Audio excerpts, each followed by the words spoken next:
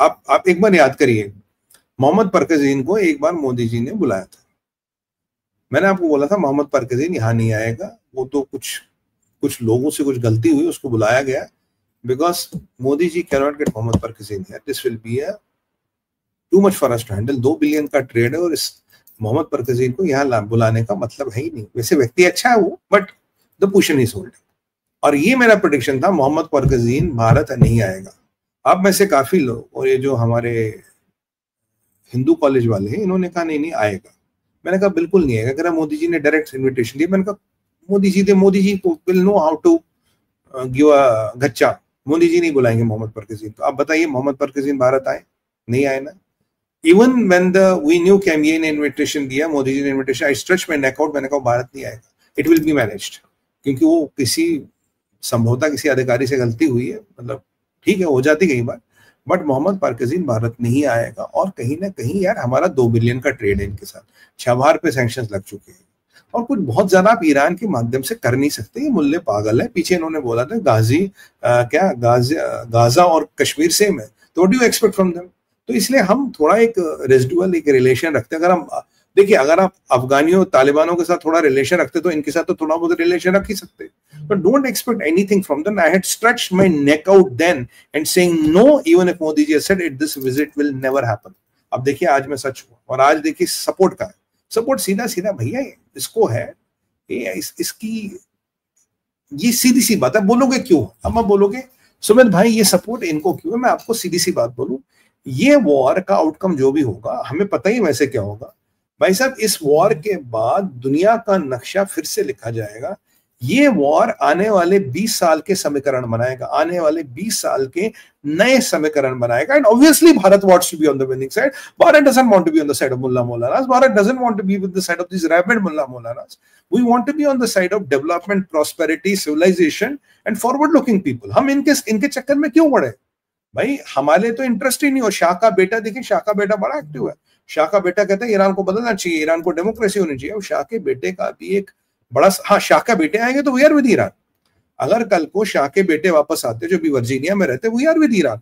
हमारी ईरान से कोई दिक्कत नहीं है, मैं ईरान के लोगों से कोई दिक्कत नहीं, हमारी इन रैबिड मुल्ले मौलानाओं से दिक्कत है जो सिर्फ मारने काटने की बातें करती है। तो भारत ने क्लियर कर दिया है कि मेरा सपोर्ट इजराइल के साथ है, क्योंकि आने वाले टाइम में भाई साहब ये जो इस लड़ाई का निष्कर्ष होगा, ज्यादा नहीं, कुछ मान लीजिए 72 घंटे, हफ्ता भर, मतलब 3 से हफ्ते भर में जो भी इस लड़ाई का निष्कर्ष होगा, वो दुनिया में आने वाले 20 साल के नए समीकरणों को बनाएगा और डिटरमाइन करेगा। And we want to be on the winning side. उसमें क्या बात है भाई? 72 घंटों में इजराइल की तैयारी और मिसाइल आएंगे, पर इजराइल ने कह दिया अगर और मिसाइल आए तेहरान विल बर्न। अब इजराइल का रिटेलिएशन कितना आएगा? अमेरिका की धैर्य की सीमा कहां तक है? क्या ये ईरानी will jump the gun and start attacking bases here and there? देखिए वो हमें देखना पड़ेगा, पर भारत के लिए भी 2 समस्याएं हैं अभी जो इनको हमें टैकल करना पड़ेगा। एक है हम अपने एनर्जी की इक्वेशंस को कैसे बैलेंस करेंगे। तेल के दाम ऊपर जा रहे हैं, कल को सप्लाई चेन डिस्टर्ब हो रही है। अब देखिए ये हुतियों से उल्टा सीधा काम तो स्ट्रेट ऑफ हॉर्मुज़ में कभी भी करवा सकते हैं। दूसरी बात है हमारा डायस्पोरा की सुरक्षा के लिए, डायस्पोरा की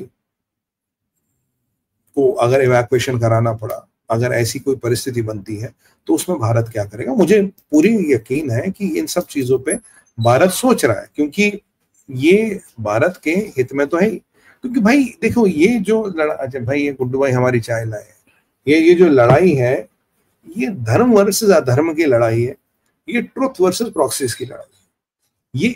ये लड़ाई है नॉर्मल जीवन जीने की वर्सेस इस्लामिक हेजेमनी।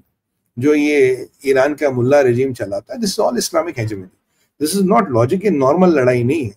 तो भारत तो ऑब्वियसली धर्म का साथ देगा भाई। यहूदियों को जिंदा रहने का हक है ना। आप ये नहीं कह सकते ना तुम यहूद हो तुम मरोगे। You can not dictate them, you can not let, they can not be just killed because they are born Jews, और you can not just kill them because you are born Muslims and you believe in some faith. ये दुनिया को सभ्य होना पड़ेगा, दुनिया को समझना पड़ेगा। धर्म अधर्म की लड़ाई है, सिविलाइजेशनल लड़ाई है। भारत सिविलाइजेशन का साथ देगा, भारत मुल्ले मौलानाओं का साथ नहीं देगा। धर्म अधर्म देखिए ट्रुथ और प्रॉक्सीज की लड़ाई है। 2-3 चीजें इस युद्ध ने बिल्कुल क्लियर कर दी है। पहली बात मैंने आपको बताया था, कमांड जो है ईरान की, command military, nuclear, administration, beheaded, sir तन से जुदा, सर तन से जुदा वाला बिहेडिंग हो गया। ये देखिए, ये जो नेटन्स था, ये जो इश्फका, ये जो फर्दो था, इनको फोर्ट्रेस कहते थे। कहते जी यहाँ कोई नहीं आ सकता, ये कभी ब्रीच नहीं हो सकती। उनको इजराइल ने ब्रीच कर दिया। खुमैनी के घर पे मिसाइल गिरी है कल, जिसको कोई औपचारिक रूप से कंफर्म नहीं करा, पर मिसाइल तो गिरी है। पर और वो जो मिसाइल गिरी है, इजराइल ने एक और लक्ष्मण रेखा पार कर दी कि भाई अब हम की बात नहीं छोड़ेंगे। देखिए अभी जो लड़ाई है, ये है आइडियोलॉजी की, एक है पावर, आइडियोलॉजी और सर्वाइवल। पावर इजराइल के पास है, आइडियोलॉजी कि तुम्हें मरना है, तुम यहूद हो, तुम्हें खत्म करना है, ये आइडियोलॉजी ईरान की मुल्ला रिजीम की। और इसमें निकल के क्या आएगा? सर्वाइवल। क्या पावर सर्वाइव करेगा या आइडियोलॉजी सर्वाइव करेगी? भाई दोनों में से तो एक ही सर्वाइव करेगा ना, बिकॉज अल्टीमेटली दोनों सर्वाइवल देखें। तो पावर और आइडियोलॉजी में आज की शताब्दी में क्या सर्वाइव करेगा, वो ये वॉर डिटरमाइन करेगा, और दुनिया उसको देख रहा है। इस वॉर के बाद नए समीकरण बनेंगे। और दूसरा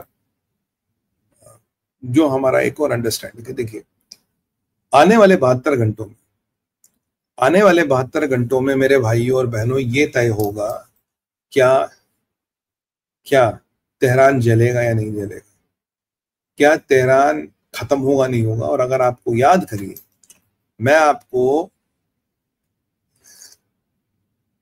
कम से कम 1 साल से कह रहा हूं कि क्या प्रेजेंट डे ईरान 2026 देखेगा या नहीं, आई एम नॉट श्योर। मैं आपको कह रहा हूं प्रेजेंट डे ईरान 2026 नहीं देखेगा। ये मैं आपको कब से कह रहा था? ये मैं आपको पिछले लगभग 1 साल से कह रहा हूं कि 2026 नहीं देखेगा।